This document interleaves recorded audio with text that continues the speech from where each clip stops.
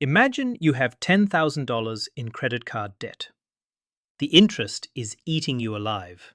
So you do the smart thing. You open a new card with a 0% introductory rate and move the balance over. You feel a massive weight lift off your shoulders. For the first time in years, the balance isn't growing every month. But then, 18 months later, you realize something terrifying.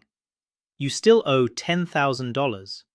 In fact, after the transfer fees, you actually owe $10,500.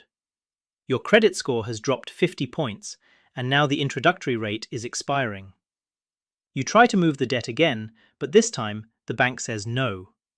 The music has stopped, and you are still standing.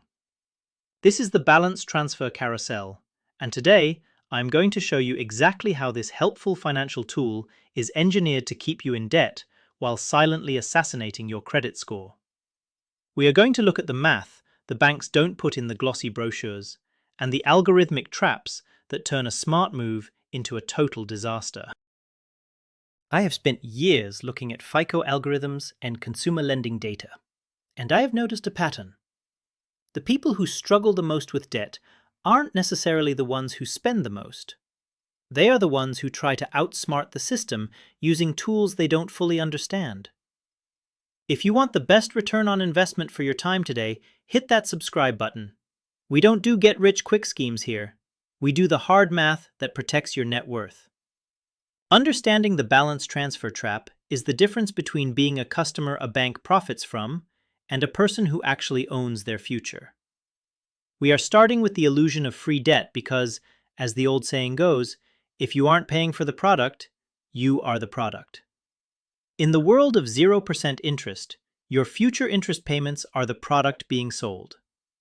Let's break down the fee structure that acts as hidden interest before you even make your first payment. Most people view a 0% balance transfer as a gift from the bank. It feels like a lifeline. But the reality is that credit card issuers are some of the most profitable institutions on the planet, and they aren't in the business of giving away money for free. According to the Consumer Financial Protection Bureau, these companies make tens of billions of dollars a year just from fees. The 0% offer is what we call a loss leader. It is the cheap rotisserie chicken at the back of the grocery store that gets you in the door so you'll buy everything else. The myth is that you are pausing your debt.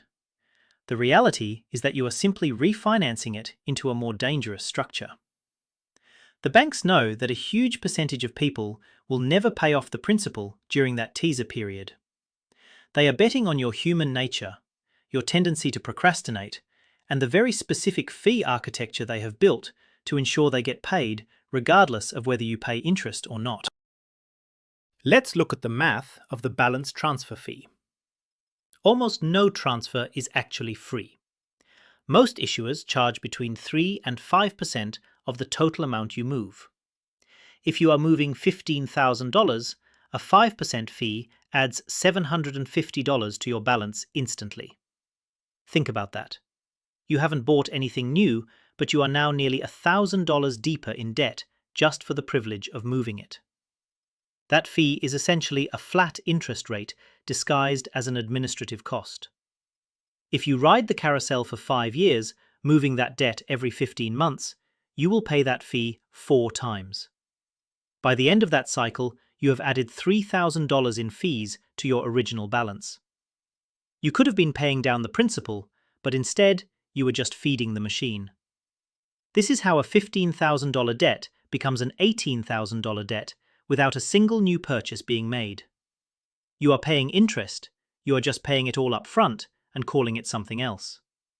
It is a mathematical sleight of hand that makes the debt feel lighter while it is actually getting heavier. If you think those upfront fees are bad, wait until you see the penalty clauses. The 0% carousel requires absolute robotic perfection. Most of these credit agreements have what I call the one-strike rule. If you are late on a single payment, even by 1 day, or if a payment is returned by your bank, the issuer has the legal right to instantly revoke that promotional rate. Suddenly, your 0% haven transforms into a high-interest nightmare, with a penalty APR that can legally reach nearly 30%. I have seen people lose their promotional rate because of a simple banking glitch, and overnight, their monthly interest charges went from $0 to $400. The bank isn't your friend here. They are a predator waiting for you to trip. They provide the 0% rate as a courtesy that can be snatched away the moment you show a sign of weakness. This creates a high-stakes environment where one logistical error can derail your entire financial recovery plan, leaving you with a higher balance and a much higher interest rate than you started with. There is another layer to this trap involving the Credit Card Act of 2009. While that law was meant to protect us, the banks found a way to use it. If you use your balance transfer card to make new purchases, you enter a payment allocation minefield. Say you have $5,000 at 0% interest from a transfer, and you spend $100 on groceries at 24% interest. When you make your payment, the issuer is only required to apply the minimum payment to the lowest interest balance first.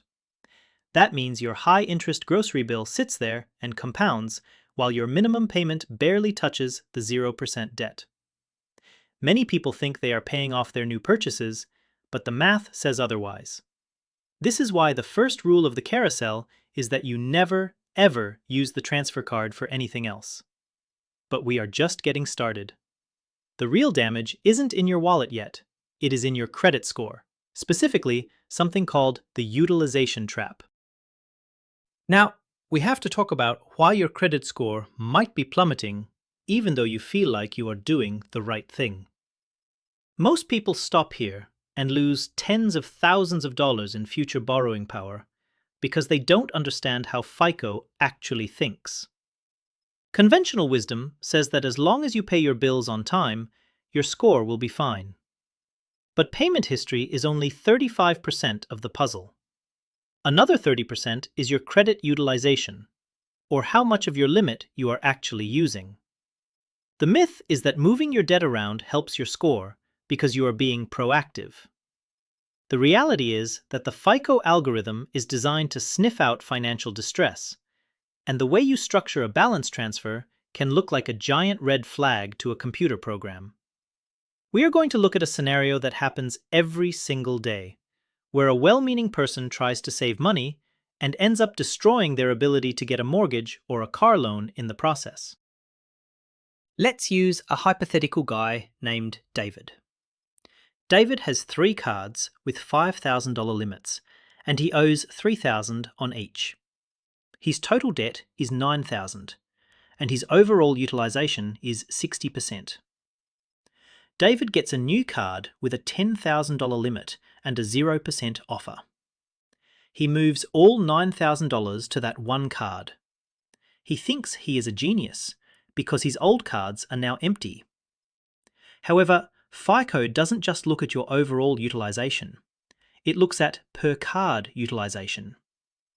David now has a single card that is 90% maxed out. To the FICO algorithm, a maxed out card is a sign of acute financial crisis. Even though David's total debt hasn't changed, his score could drop 40 or 50 points overnight just because that one card looks like it is at a breaking point. Most people see their score drop and they panic, not realizing they have stepped right into the bank's trap. This drop in score is exactly what the bank wants, because it prevents you from leaving the carousel when the time comes. But before we get into the end of the line, I want to show you the tool that helps you avoid David's mistake entirely. If you find this math confusing, you aren't alone. It is designed to be confusing. This is exactly why I built the Tom Talks Money Debt Payoff Tracker and the ultimate personal finance dashboard. I realized that until you can see these numbers on a screen, clearly mapped out, you are just guessing. These digital templates are the exact systems I use to track utilization, calculate amortization, and see exactly how much those 5% fees are costing over time. You can find the link in the description. Using a spreadsheet might not sound as fun as a magic 0% offer, but I promise you, having a mathematical system is the only way to ensure you aren't being played by the banks. Don't go into this fight without your own data. Grab the dashboard, plug in your numbers, and let the math tell you the truth before you sign another credit agreement. Now, let's get back to the mistake that makes this utilization trap permanent. The most common piece of bad advice people follow is to close their old credit cards after they transfer the balance. It feels cathartic, right? You cut up the card, you call the bank, and you say goodbye to the temptation. But in the world of credit scoring, this is the equivalent of blowing up your own foundation. When David closes those 3 old cards with $5,000 limits, he removes $15,000 of available credit from his profile. Now, his total credit limit is just the $10,000 on his new card. Since he owes $9,000, his overall utilization has shot up from a manageable 60% to a devastating 90%. By trying to be responsible and close his old accounts, David has essentially told the credit bureaus that he is a high-risk borrower who is maxed out on everything he owns. This effectively traps him. He can't get new credit, he can't get better rates, and he is stuck with whatever terms his current bank decides to give him. It is a psychological victory that leads to a mathematical defeat. Here is the part where it gets truly dangerous. The 0% period is a ticking clock. Eventually, that 18-month window closes. At that point, the carousel expects you to jump to the next card. But remember David? His score dropped because his card was maxed out and he closed his old accounts. When he applies for the next 0% card to keep the chain going, the new bank looks at his 60-10 credit score and says, no. The banks reserve their best 0% offers for people with excellent credit, usually above 700.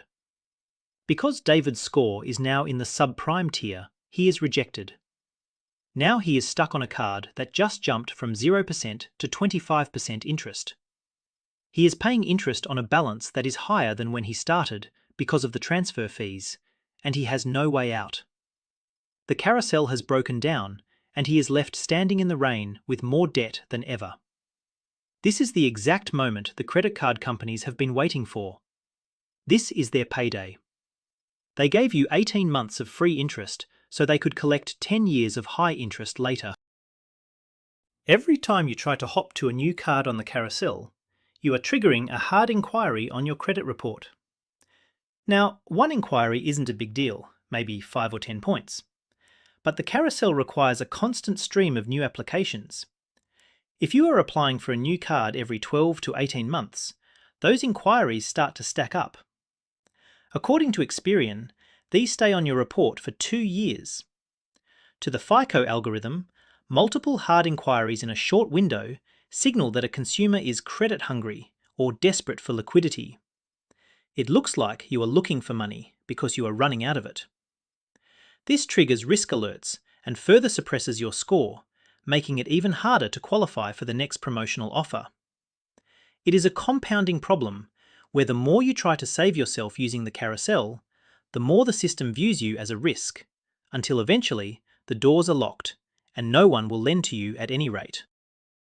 FICO also values the length of your credit history. They look at the average age of all your accounts. When you use the carousel, you are opening a brand new account with an age of 0 months every year or two. This acts like an anchor, dragging down the average age of your credit history.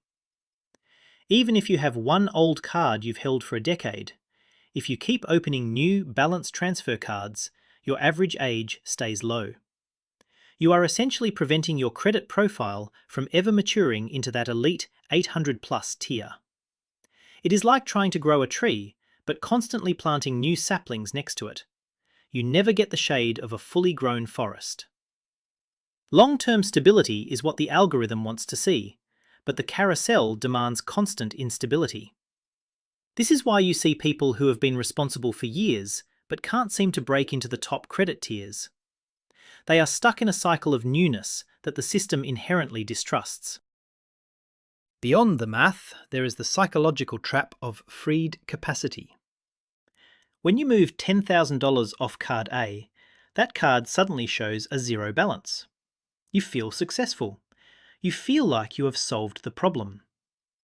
But the underlying issue, the spending habits or the lack of an emergency fund that caused the debt in the first place, hasn't been fixed. Financial planners call this double dipping.